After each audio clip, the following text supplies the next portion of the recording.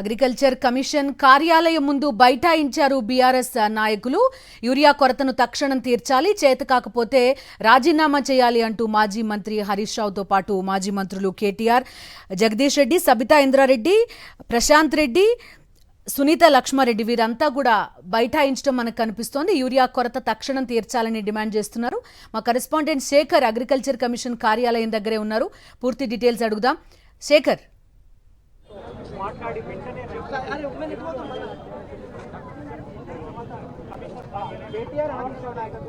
Yes బిందు, తెలంగాణ రాష్ట్ర వ్యాప్తంగా గడిచినటువంటి నెల రోజులుగా యూరియా కొరత పెద్ద ఎత్తున కూడా ఆందోళనకు తెరలేపింది. రైతులంతా కూడా యూరియా కేంద్రాల పంపిణీ దగ్గర క్యూ లైన్లలో ఉన్నటువంటి పరిస్థితి. అసెంబ్లీలో మొదటి రోజు యూరియాకు సంబంధించినటువంటి ఎజెండాని ఎత్తుకొని బీఆర్ఎస్ పార్టీ నిరసనకు మొదటి నుంచి చేస్తున్నటువంటి పరిస్థితులు. ఉదయం గన్ పార్క్ దగ్గర నిరసన చేస్తూ అక్కడి నుంచి ప్లకార్డుల ప్రదర్శనతో అసెంబ్లీకి వచ్చారు.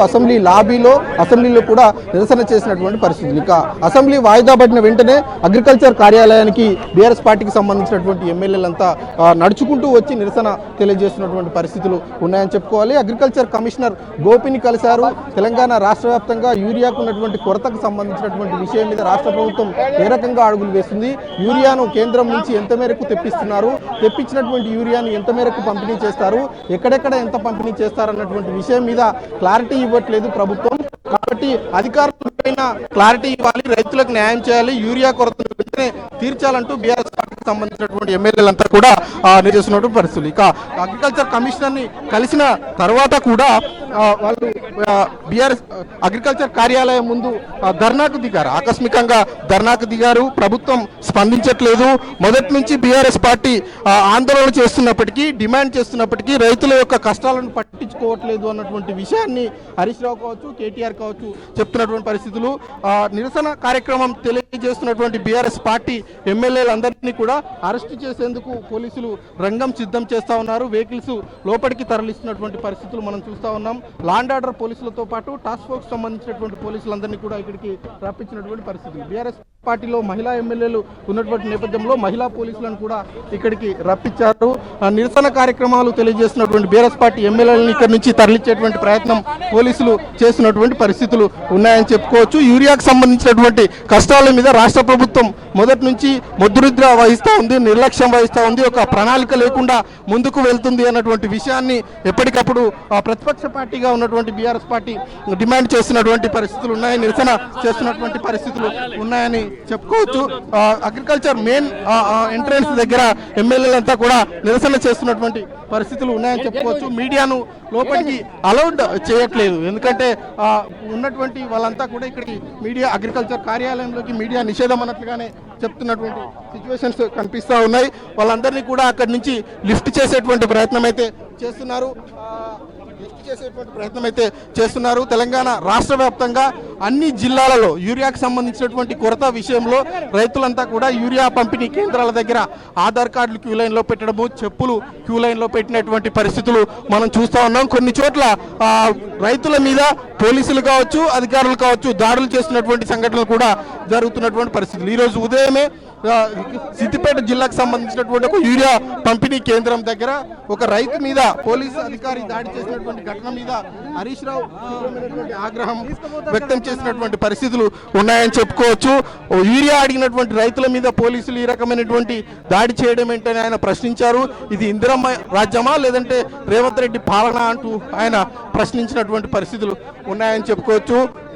బీఆర్ఎస్ పార్టీకి సంబంధించినటువంటి ఎమ్మెల్యేలందరినీ కూడా లిఫ్ట్ చేస్తూ ఉన్నారు. నిరసన చేస్తున్నటువంటి ఎమ్మెల్యేలందరినీ కూడా ఇక్కడ నుంచి తరలించేటువంటి ప్రయత్నం అయితే చేస్తూ ఉన్నారు.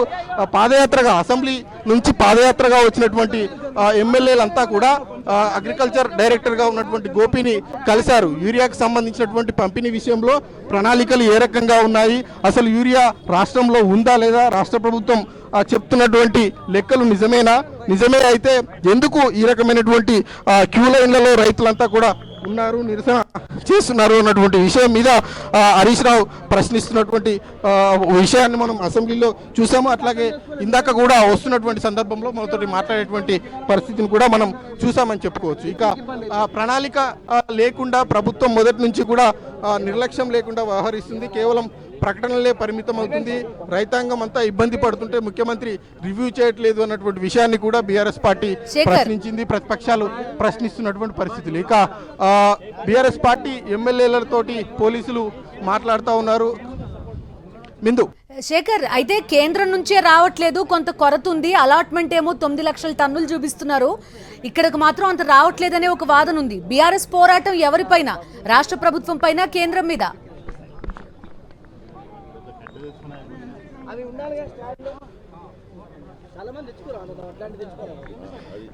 ఎస్ బిందు, బీఆర్ఎస్ పార్టీ మొదటి నుంచి కూడా రాష్ట్ర ప్రభుత్వాన్ని ప్రశ్నిస్తూ ఉంది. రాష్ట్ర ప్రభుత్వం ముందస్తు ప్రణాళికలు లేకుండా వ్యవహరించడం వల్లనే తెలంగాణ రాష్ట్రంలో కొరత ఏర్పడింది అన్న విషయాన్ని బీఆర్ఎస్ పార్టీ చెప్తా ఉంది. గతంలో బీఆర్ఎస్ ప్రభుత్వంలో ఉన్నటువంటి సందర్భంలో ముందస్తుగా ఏదైతే కేంద్రం నుంచి రావాల్సినటువంటి యూరియా ఉందో అది ముందస్తు రాష్ట్రానికి తరలించి జిల్లాలలో గోడౌన్లలో స్టోరేజీ పెట్టి రైతులకు అవసరమైనటువంటి సందర్భంలో దాన్ని పంపిణీ చేస్తామన్నటువంటి విషయాన్ని బీఆర్ఎస్ పార్టీ చెప్తున్నటువంటి పరిస్థితులు. ఇక కేంద్రం నుంచి రాష్ట్రానికి రావాల్సినటువంటి కొత్త యూరియా 9 లక్షలకు టన్నులకు పైగా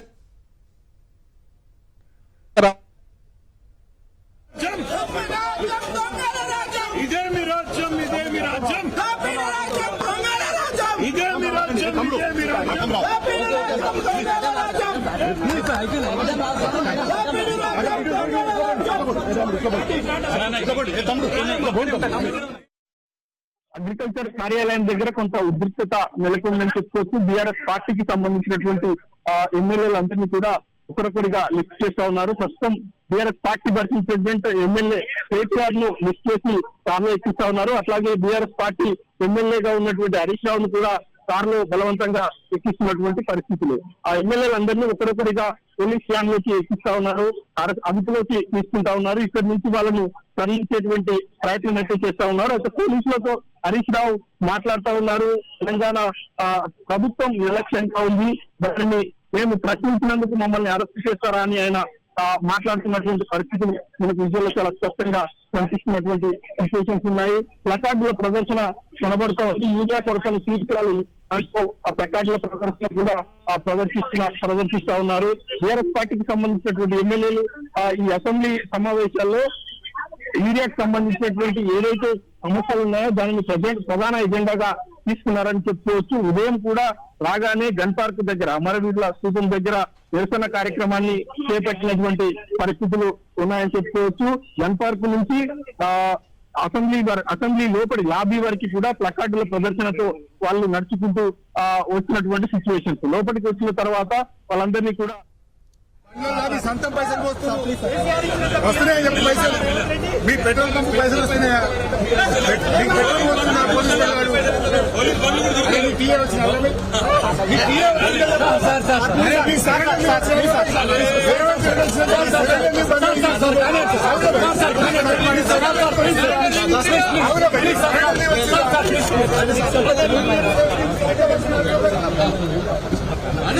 రేవంత్ రెడ్డి రేవంత్ రెడ్డి రేవంత్ రెడ్డి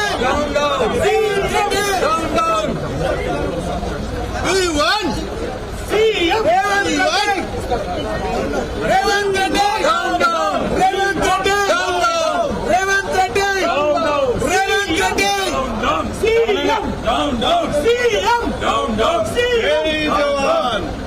జై జవాన్ జై జవాన్ జై కిసాన్ రైతు వ్యతిరేక కాంగ్రెస్ ప్రభుత్వం జై కిసాన్ వ్యతిరేక రైతు వ్యతిరేక కాంగ్రెస్ ప్రభుత్వం ఎరువునివ్వలేని చేతగాని ప్రభుత్వం ఎరువునివ్వలేని చేతగాని ప్రభుత్వం రైతు వ్యతిరేక కాంగ్రెస్ ప్రభుత్వం రైతు వ్యతిరేక కాంగ్రెస్ ప్రభుత్వం రైతు వ్యతిరేక కాంగ్రెస్ ప్రభుత్వం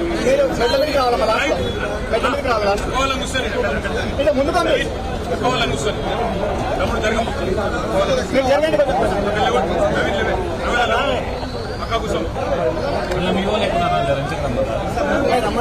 రైతు వ్యతిరేక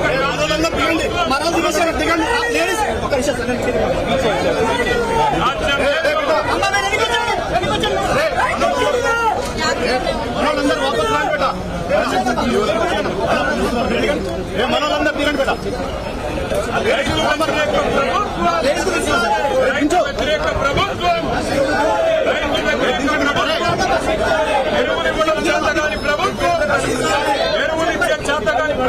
రైతు వ్యతిరేక ప్రభుత్వం, రైతు వ్యతిరేక ప్రభుత్వం, రైతు వ్యతిరేక ప్రభుత్వం, ఎరువులు ఇచ్చే చేతకాని ప్రభుత్వం,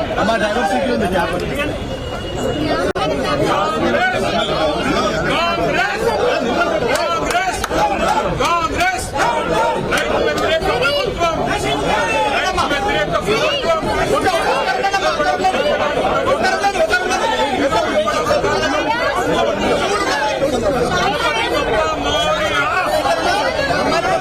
గణపతి బప్పా మోరియా,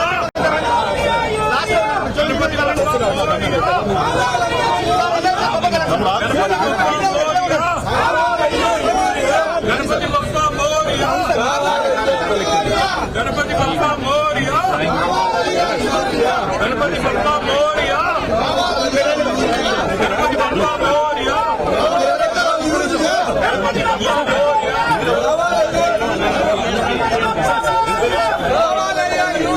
గణపతి బప్పా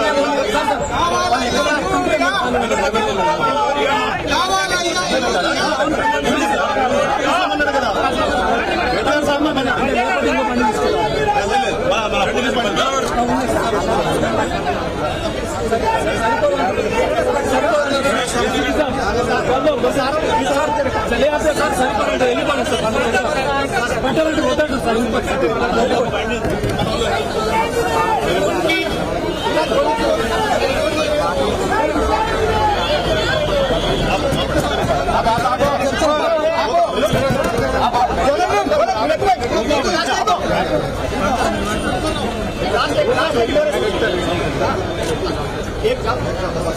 पत्ते इंगोर बोल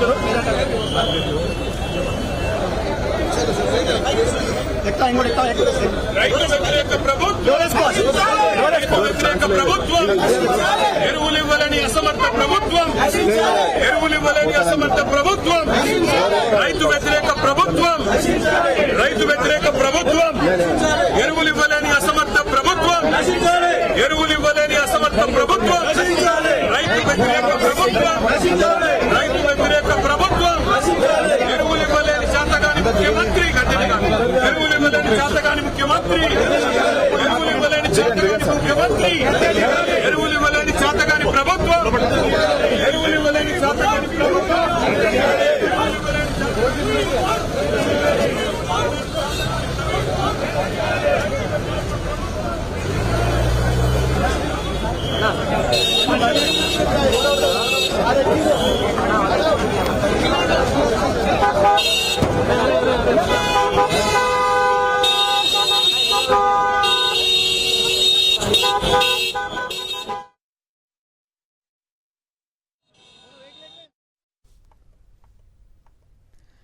యూరియా కోసం బీఆర్ఎస్ నిరసన వ్యక్తం చేసింది. బీఆర్ఎస్ ఎమ్మెల్యేలంతా అసెంబ్లీ నుంచి నేరుగా అగ్రికల్చర్ కమిషన్ కార్యాలయానికి చేరుకున్నారు. అక్కడి అధికారులకు వినతి పత్రం ఇచ్చే ప్రయత్నం చేశారు. యూరియా కొరత తక్షణం తీర్చాలి, లేదంటే రాజీనామా చేయాలి అంటూ బీఆర్ఎస్ నేతలంతా కూడా పట్టుబట్టారు. వారిని అరెస్ట్ చేసి పోలీసులు అక్కడి నుంచి తరలించారు. ఆ లైవ్ ఇప్పటి వరకు మనం చూసాం. గత కొంతకాలంగా తెలంగాణ రాష్ట్రంలో యూరియా కొరత తీవ్రంగా ఉంది. రైతులు క్యూ లైన్లలో చెప్పులు, ఆధార్ కార్డులు పెట్టి యూరియా కోసం వేచి చూస్తున్న పరిస్థితి. అయితే దీనికి కారణం ఏంటి? సరైన ప్లానింగ్ లేదు, సరైన కార్యాచరణ లేదు. సరైన ప్లానింగ్ కనుక ఉండుంటే ఈ స్థాయిలో యూరియా కొరత ఉండేది కాదు అని బీఆర్ఎస్ ప్రధానంగా ఆరోపిస్తోంది. ఈ నేపథ్యంలోనే యూరియా కొరత తక్షణం తీర్చాలి అంటూ కూడా అగ్రికల్చర్ కమిషన్ కార్యాలయం ముందు బైఠాయించి నిరసన వ్యక్తం చేశారు. బీఆర్ఎస్ ఎమ్మెల్యేలు, ఎమ్మెల్సీలంతా కూడా మొత్తం అగ్రికల్చర్ కమిషన్ కార్యాలయ ప్రాంతం అంతా కూడా కొంత ఉద్రిక్త వాతావరణం కనిపించింది. రైతు వ్యతిరేక ప్రభుత్వం గద్దె దిగాలి అంటూ వారంతా నినాదాలు చేయడం కనిపించింది.